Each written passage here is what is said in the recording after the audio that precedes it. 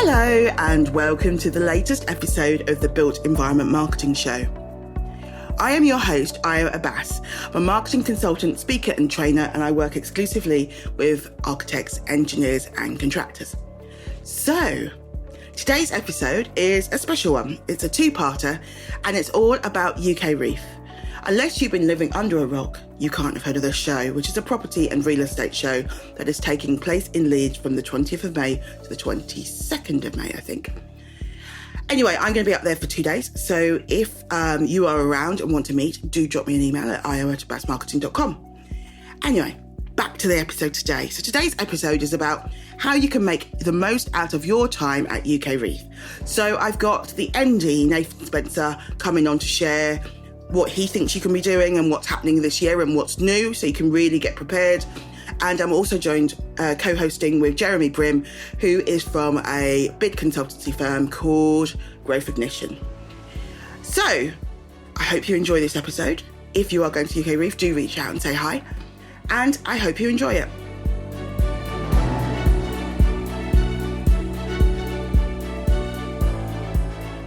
I'm Ayo Abbas. I am a marketing consultant. I run my own agency called, I forgot that, which is Abbas Marketing. And I do marketing for built environment firms. And I've also got a podcast called the Built Environment Marketing Show. So yeah, I talk a lot about marketing. And I'm joined today by Jeremy. Do you want to introduce yourself, Jeremy?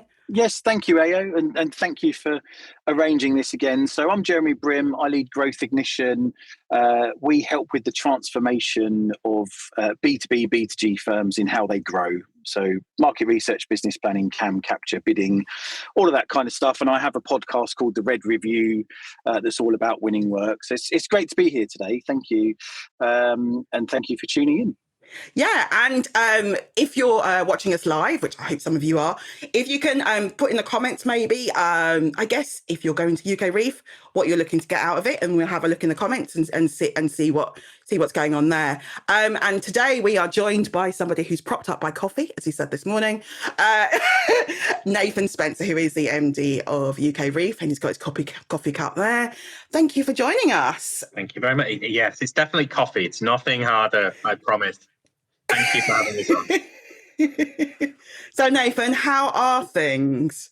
Yes, we're just getting ready to start building, which is really weird to say sort of 4 weeks out. But yeah, our operations team is in kind of full mode. The content program team are sort of finalising all the program, etc. So hectic, but really good. Yeah. Cool.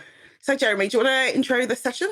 Yeah, so Ayo and I are friends. We work together on some stuff, and we were talking a couple of months ago about how we work with a number of clients and how some clients are really good at preparing for conferences, and particularly, UKREiiF has become the marquee event in the construction infrastructure investment world.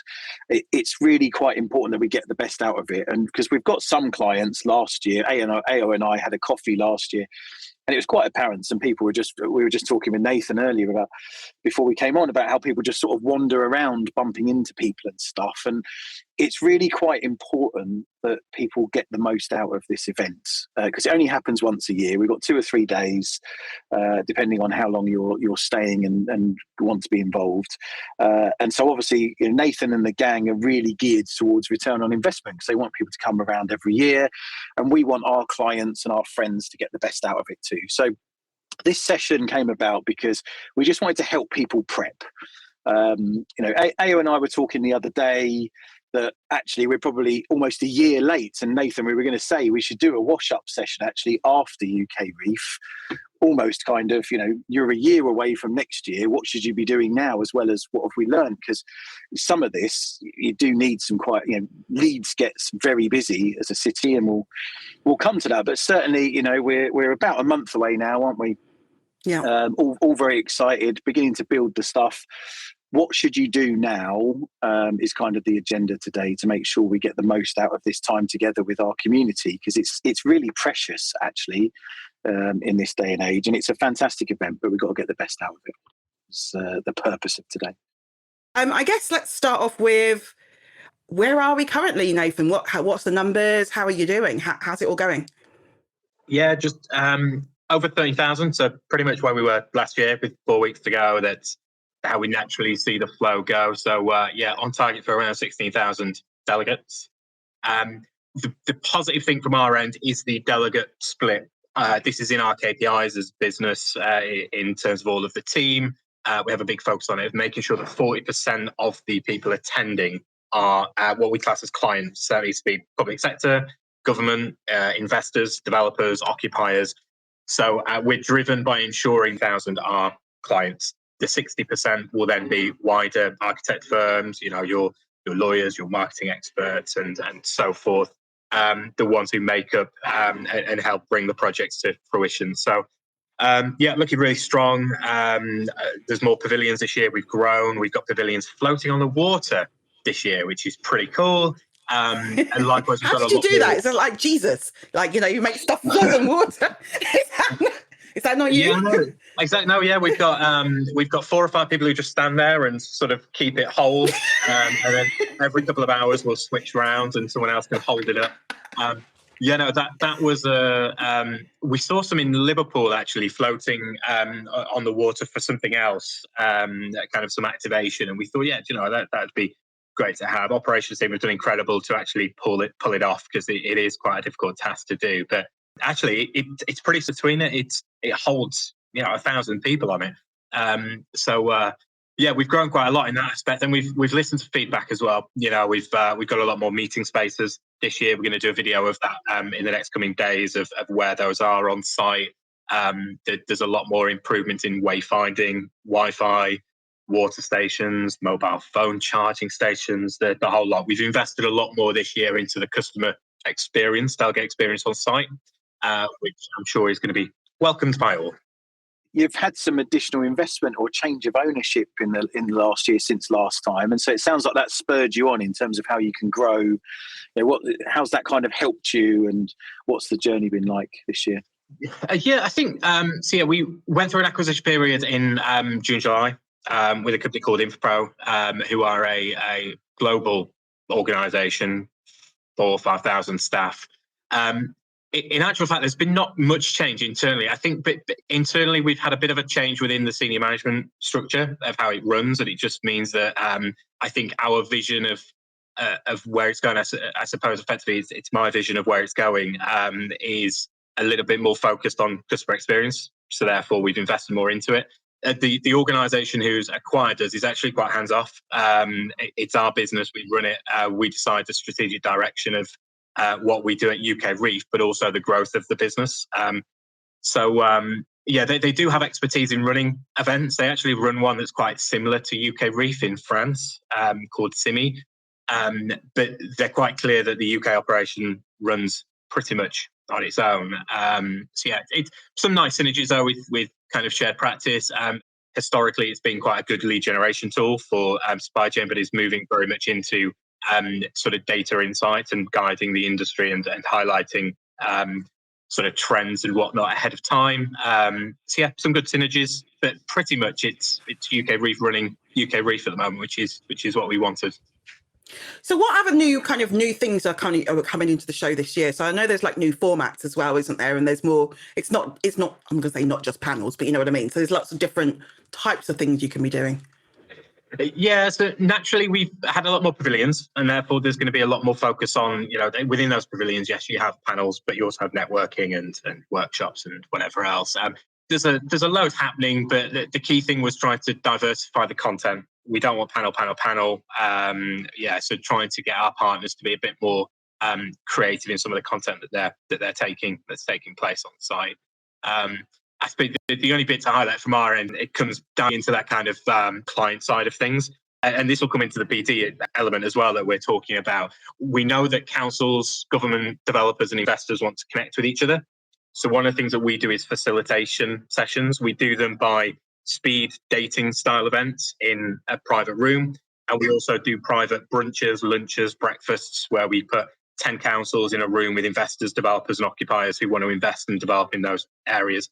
They're the kind, we know what they want to do, so therefore we put it on for them, because we're focused very heavily on that client side, making sure that works, because that's what brings investment and regeneration and makes it actually happen on the ground. And those types of things are what I would say others should be looking at coming to UKREiiF thinking, what do I really want to get out of it, and run something that directly is aligned to that. Are those opportunities still open? Now we're a month away. I recognise you guys are really busy in build and the rest of it, but are those opportunities still open for people to engage with you at the centre to create those opportunities, or is it a next year thing now, do you think? Yeah, it's both. It depends on how defined you know what you want to do. So things like you want to run a roundtable focused on a certain sector, that's actually really easy for us to put together because there's so many people who want to be talking and being engaged. Those types of things are quite easy to do. If you want to do something that's really bespoke, then yes, slightly more difficult. But yeah, I'd say if you're trying to rush it into the next 2 weeks or 3 weeks, then you probably need to review what you're doing in terms of your marketing strategy longer term. Yes, maybe do something this year, but use that as a learning curve for next year. Be a lot more planned out, because you could do something in 2 weeks, but you'd rather have 6, 8, 12 weeks to do it. Definitely. You want the lead time. The lead time's how you make the most out of it, really, isn't it? So if you have got a ticket and you're coming in a couple of weeks' time, I mean, what sort of things should you be looking at doing now? So you're literally, 4 weeks out? What sort of tips would you give to people for that? Yeah, I suppose the key bit is really deciding why you're coming. I'm sure loads of people know why, but sometimes it's really fluffy. Yeah, I'm there to meet new people. I'm there to do this. I've been to so many events where I speak to people and they just don't really have a clear direction of why they're going. So from my side, why you're going is a starting point. Who do you want to meet? And then you need to curate your program around that. I don't go to events usually for thought leadership. I have a content and program team who are brilliant at putting what the event talking points are. And I would go for networking. So on the website, on the mobile app, there's an opportunity to filter it by networking. And I would be looking at, right, so I'm into networking events. What can I go to? I can have breakfast with Muse, the developer. I can go and have lunch with, London and meet all of the London boroughs who are in attendance. I can go to those are the types of things that I would be looking to do. Who do I want to meet? And if there's speakers that you want to meet, I'd almost be looking at, do you need to sit there for the whole thing? And if you do, actually a great opportunity to be asking questions. You need to be front row. You need to be asking questions. You need to be engaged. It's worth an hour of your time listening to a panel discussion if you're going for that one question and engagement with a speaker. But likewise, you might be going because you want the thought leadership element, and therefore it's going on that website and the mobile app and creating what your program looks like. Again, filter it by sectors. Make sure that you really delve into it and use the filterable options, because that will tell you exactly what's of interest to you. And leave space for plenty of kind of chance meetings, bumping into others, because that's what events like UKREiiF are all about. I would say, Nathan, because I've been doing that for myself, actually. I started that project looking at the data attendees list, looking at the app you released the other day, and there's so much, it's so vast because there's so many people going, and I'm with you, I'm there for the networking really, but I have to say on day one, for me, for my type of work, there are some fantastic talks actually that I'm going to go to. I don't normally go to that many talks. I'm normally in it for the gin and tonic, if I'm honest. But there are actually some really good talks. So, but it will take you ages to work through the agenda and figure out. Even if you filter it, there's so much going on that it might take you a day to plan your conference. But it's imperative that you do, because you won't be able to do it on the hoof when you're there. Because it's too busy, there's too much going on. So for anyone, I would say, who's attending, even if you've just bought yourself a ticket and it's your first year and you're sort of speculatively going to see what it was about, like me last year, this year you've got to have a plan. So it should map back, of course, to your business plan and key targets, key clients, sectors and subsectors you need to understand, and people you want to network with. So use that filtering to do that. But you need to be snipers, not infantry. You can't just wander around the field. You've got to be quite targeted with this. And it will take you half a day at least to figure out your game plan. So I would say block out that half a day or a day between now and definitely the week before, and get your game plan together, because you can start to reach out to people. The old WhatsApp stuff can kick off. But I would do that next week, to be honest. And you've just launched your new app this week, haven't you? Which I have downloaded. It's really good. Yes, How long did that take to develop? This is the beauty of the new parent business. They actually own because they have a big events business in France, they also own a mobile app and website, effectively an events management system. I cannot kind of describe how difficult I found other event management platforms to kind of get little kind of things done, the customer service side. I'm sure it's not just because they're part of our company, but they're blooming brilliant. Like, genuinely, the speed of things, we were like, oh, we want this bespoke. A day later, done. Wow. Yeah, so there's a lot of changes that are coming that we're going to build into it. One of the things which isn't on there yet is you'll have the opportunity to upload your photo, and any photos that are taken across the event will pick your face up on AI and alert you if any photos are taken that you're in. So that'll be really useful. Is that a good thing? Speaking opportunities and whatnot. Yeah, it will be. For panels. Sure? I promise. You don't have to. I probably won't.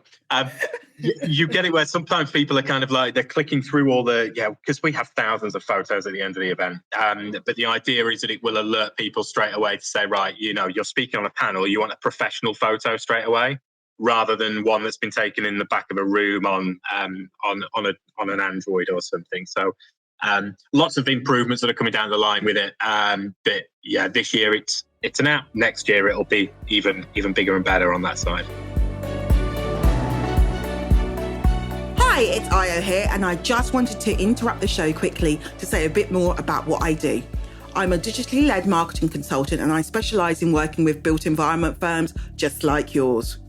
I think there's so much more that AEC firms can do to make the most of the digital marketing opportunity. And if it's something that you would like to explore working with me, how to make the best of online and in-person worlds, then do get in touch. Email me at ayo, which is AYO, at abbasmarketing.com, and let's have a chat. But it's how we all live now, isn't it? We all live on our mobile phones, so it makes a lot more sense to kind of have that and to be walking around. And like you say, I think, especially before an event, it's like, having, on your mobile phone who you're going to be chatting to, setting up those connections, having people's numbers, because that's what's really handy when you're actually at the show, isn't it? It's kind of like you just put in a quick call and you do all of that kind of stuff, because it does get really busy and big. And I think it's just that kind of, any of that prep you can do beforehand is also really, really useful as well. It is a great opportunity, though, because the thing I found last year in my prep for it and reaching out to people is they are there and they haven't got anything better to do. Their calendar is open for having coffees with people. So, my biggest client in the last 12 months, I secured at UKREiiF last year. And it was because I sent them a message on the run-up, would be great to catch a coffee with you. It would have been really hard to arrange a coffee with them wherever they were in the country. They've got a big national role. To pin them down to be in the same place as me at the same time would be really hard. But we were both going to be there. I've managed to get a slot, and it's been a great journey. So if you get a bit of a plan, people are there. Yeah, and that's it. I mean, for example, I've had, when I've literally sat down on the bench and spoken to somebody randomly, and then that turned into, a relationship offline. We started chatting and all of that kind of stuff. So I do think those kind of serendipitous moments as well, unplanned moments, are also there as well. And I think it's just being open to the conversation, because you never know who you're talking to. And I think that's one of my big takeaways is that, and that's generally why I go, but I like talking to people all the time anyway. So we got some comments. So we had Emma Strong, who obviously is a fellow marketer, saying it's too big of an event to not have a purpose and strategy to attend. Plus people get booked up well in advance if you want to arrange meetings. So I think some of that is true. So that planning part that Jeremy said is quite important. We've got Harriet from Leeds who's saying she's not attending, but managing the presence of others on behalf of Leeds. So I'm looking to get some insights on what to do in this session.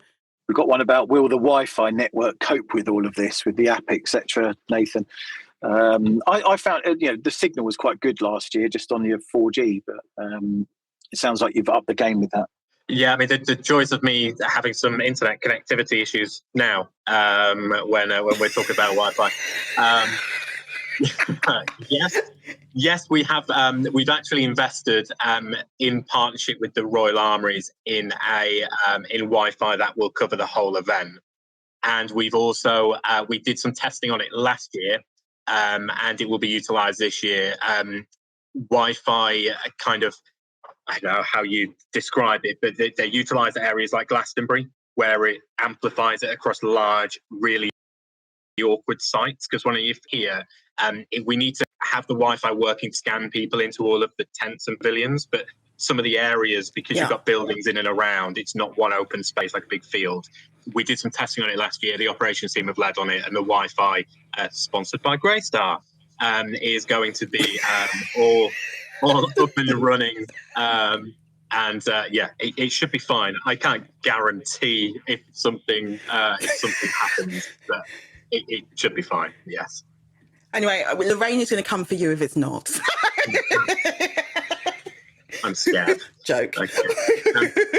I would add as well, just on the comment around kind of the strategy. One of the most difficult things I think is these really big organisations which come with so many different hats. So I know someone from Stantec. Sorry, I can't see on the comments mentioned because what they've done really great. They've taken a space and they're running different roundtables. Let's say 4 roundtables on a day on different topics. You know, they might be doing one on data centers and one on utilities and one on this. The audience is there for a bit of everything. And when you're a larger organization, that's when I think you need real help, expertise-wise, to go, right, how do we approach this, not just as a business, but actually with all of these departmental areas in it. You've got regional departments, you've got different sort of sectors, infrastructure, you've got maybe transport and infrastructure, maybe you've got regeneration, maybe you've got logistics. And that's one of the most difficult things, I think, is actually trying to get your coverage or the right way of working without sending 1,000 people of your staff down to the event. No, because that's a huge cost as well. But also, I guess it's that people using their own calendars to kind of touch base on, if you're the infrastructure lead, then you have that whole infrastructure calendar that you're going for on behalf of that organisation, isn't it? So you're different people, and the people you're sending, you just need to make sure they're the right people and that they're tapping into that kind of streams that you've now done, which are a lot easier to navigate. Because I think that's a huge thing, because otherwise you're right. It's so many different kind of hats you could be wearing, especially as large organisations. Yeah. That's quite difficult. But it's got to map back to their business plan and key targets per sector. It's kind of our game, AO, in terms of your Dream 100 list, as it were. So we're not here for just fun, although it is quite a fun event and it's lovely to network with people we know. But it's actually very important that your people are going and talking to the people you need to know, not just the people that they know already.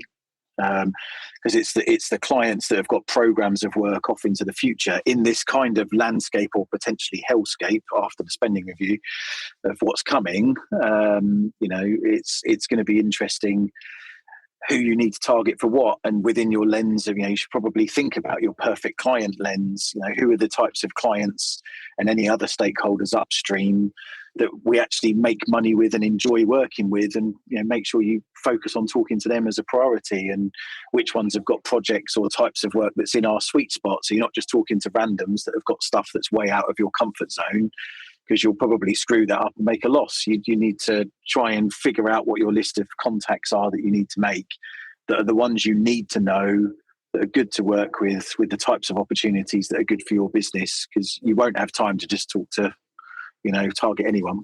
It needs to be a really focused activity. How are you finding the sentiment of the market at the moment, Nathan? Positive. I think we've come through, particularly the housing side, because there's been this big, ridiculous number of 1.5 million homes, and whether we can achieve it or not. From what I'm hearing within government, it's just really kind of revitalised the department for formally levelling up. Now I'm back to Ministry of the real positivity in the market. We've data captured through registration periods what the current feeling is in the market. And when we've looked at it from an investor/developer side of things, they are feeling it's something ridiculous. And to take this as kind of a small point, because all the data isn't in yet, but it's something like 92% of investors and developers feel either neutral or more positive about the market than they did this time last year. I think it's something like, of that, some of them are neutral. I think it's like 42% were more positive. So from an investor developer side, it feels as if the market is coming in, right? There's kind of this new government. It's going to be a prolonged period of sort of stability now over the next 4 or 5 years, where they should be, unless anything massive goes wrong, their messaging should be similar throughout that. That seems to be positive from what we're seeing. You just need those projects to come and actually come and get done. I liked what the government did as soon as they got in, overturned some decisions, quickly brought forward some data centres that had been rejected. They overturned those decisions and them in the ground, similar to a couple of the projects that were there ready to go that had been rejected, quickly brought back forward, planning given, let's go ahead, get us moving and building. So yeah, I don't know if you're feeling similar from your networks. You obviously know quite a lot of people in the field, but yeah, from my end, it seems to be very positive. Yeah, I think so. I mean, obviously, aligned with that, they think that the government is pulling the trigger on stuff that isn't their money, like Heathrow, etc. They're quite happy to push stuff on that they're not paying for.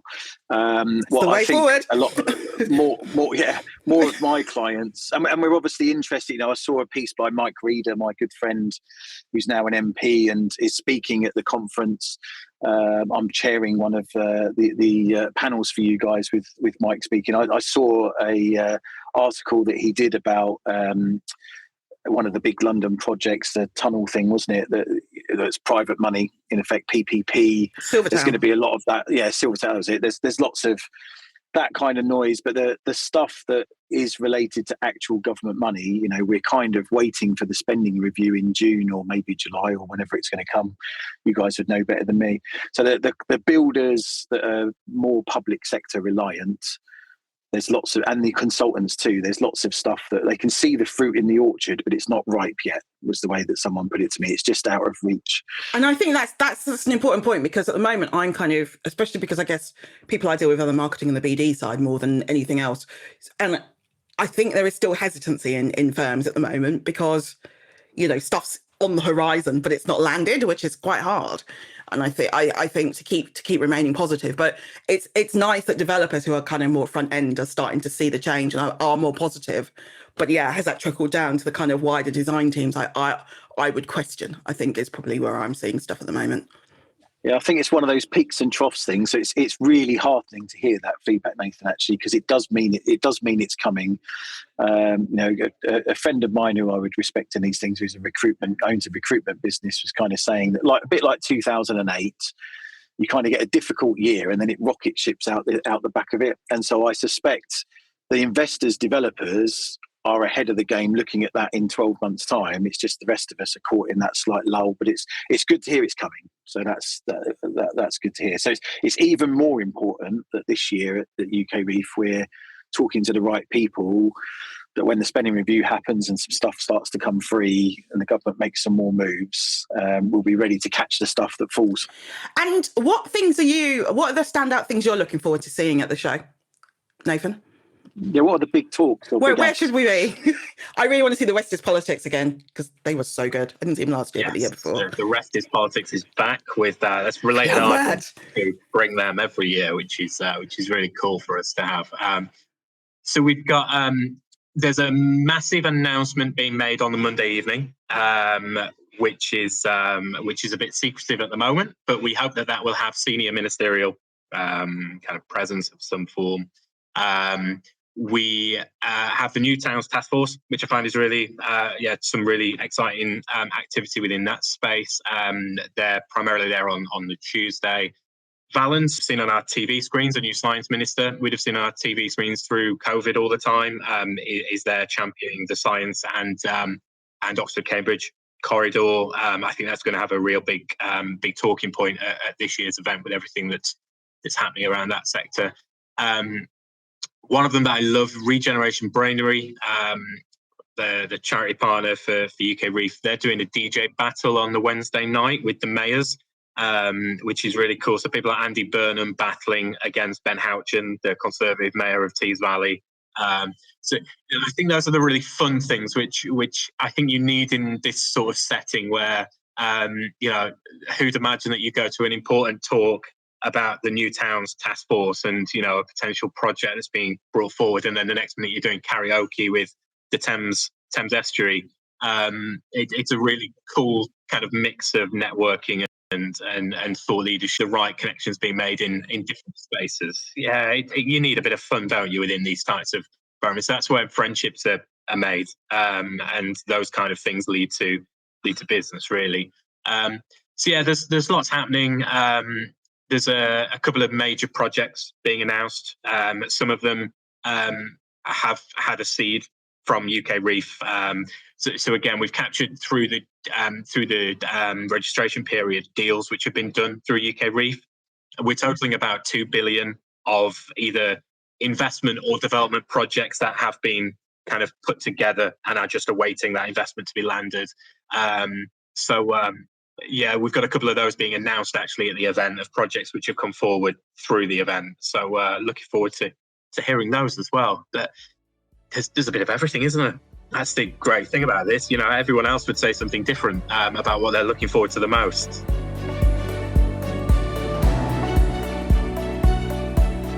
Thanks so much for listening to the Built Environment Marketing Show. Don't forget to check out the show notes, which will have useful links and resources connected to this episode. You can find that on abbasmarketing.com. And of course, if you like the show, please do share it with others on social, as it helps more people to find us. See you soon.